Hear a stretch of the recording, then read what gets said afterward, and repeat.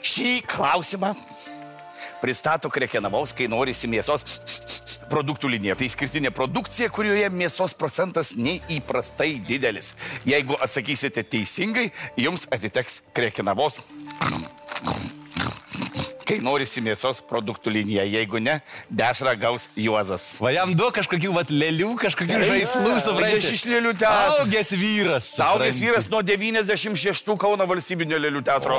Režisierius ir aktorius. Auksinio scenos kryžiaus. Yra buvę. Yra, bet kaip bebūtų, dešrą galbūt gausit jūs, jeigu neatsakys jie. Klausimas. O tau arba tėvai neleido žaisti su lėlėm vaikystė, arba liepė žaisti su lėlėm? Nei taip, tiesą sakant. Iš ko Australijoje gaminamos neįprastos dešros, pasižyminčios riešutiniu ar migdoliniu skoniu? A. Iš vabzdžių lervų. B. Iš stručio kepenų ir kraujo.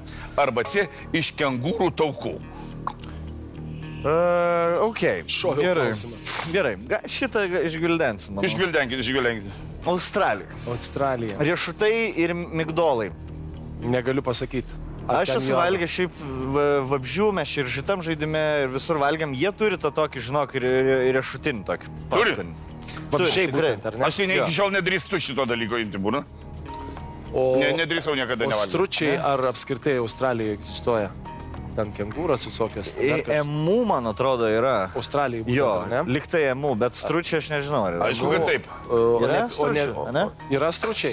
Nu taip. Yra, ne? Bet aš pirmiausia norėjau tą pasitikslinti. Tai reiškia logiška. Ok, nu, bet žiūrėk, vabzdžių lervas yra...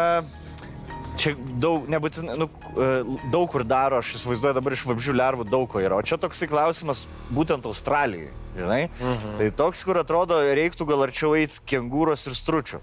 Nors dar net mešiu. Bet yra neįprastos dešros, neįprastos. Būtent.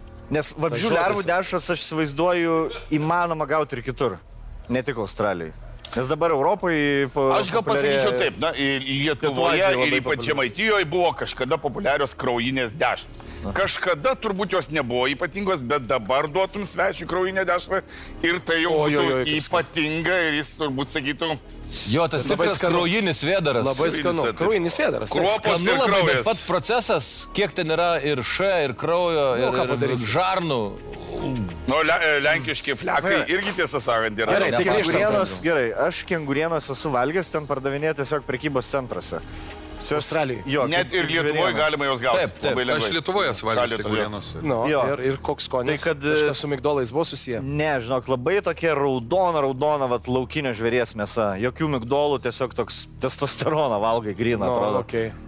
Bet tu valgai į gersnį, ne tauką. O taukas... Ne, aš šašlikėlį tokį valgiau. Tai čia mes kalbam dabar apie tauką. Taukas, pats taukas, riebalas. Jis gali turėti kitokį atspalvį. Lietuvoje mes turėjom taukinę kaip potokiną, tai patiekalą. Aš manau, skonis yra toks, ką jos valgo. Jos nevalgo nei raštų, nei migdolų. Jos ten, tai nežinau, kodėl turėtų būti riešutų ar migdolų skonio. Iš stručio kepenų...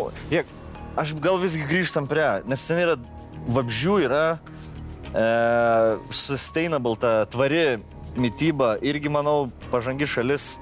Taip, pažangi šalis, kur 90 pačių naudingiausių gyvių tenais. Taip. Nu, bet ką jam daryti? Išgaudyti visus? Išvalgyti. Paleist Floridos pitonus. Stručio kepenų ir kraujo, nu... Nu, gali, aišku, žiūrėk, bet kuris gali būti variantas. Ir čia logiško kažkokio čia iš... Čia arba žinai tiesiog... Aš tiesiog sakyčiau, vien dėl riešutinio ir migdolinio skonio, tai sakyčiau vabzdžių lervų. 5, 4, Gerai, 3, 2, 1 yra žinančių. Ne. Matai, mes jūs Ir taip jos dabar sprendžiasi, ar jūs valgysit dešrą, ar jie jį pasiliks. Manau, kad jie valgys. Jie valgys dešrą. Manau, kad jie pasirinko vabzdžių lervas. Taip, jau nepaslaptis, kad Mantui vabzdžių lervos nekelia jokio, na, kaip sakyt, atmetimo reakcijos, taip, Mantai? Jolab sakė, kad valgė ir kažkokį panašų. Daug nesinori. Bet būtent kaip ir su rieštais yra tų tokių, kur lieka ant gomurio ir lieka burnoje. Supratau. Bet skonis nėra blogo. Ar įmanoma, kad Australijoje yra dešros iš vabzdžių lervų? Dėmesio. Ar galėtumėte iškeisti gardžias rūkytas dešras, dešreles ar servelatus turinčius itin aukštą mėsos procentą į kokį nors pakaitalą? Turbūt tik tuo atveju, jei dėl tam tikrų priežasčių negalėtumėte valgyti mėsos. Tuomet jums praverstų Australijoje gaminamos Wichita Grub dešros. Tai šiuolaikinis produktas, kuriame vietoje tradicinės mėsos naudojamas baltymingos vabzdžių lervos. Šios dešros pasižymi riešutiniu ar net migdolų skoniu. Nors kai kuriems toks skonis atrodo švelnus ir įdomus, tačiau daugelis žmonių vis dar jaučia psichologinį barjerą valgydami vabzdžių lervas. Dėl šios priežasties tokios dešros neretai pavadinamos drąsuolių maistu. Sveikinu! Man tai skanaus tau.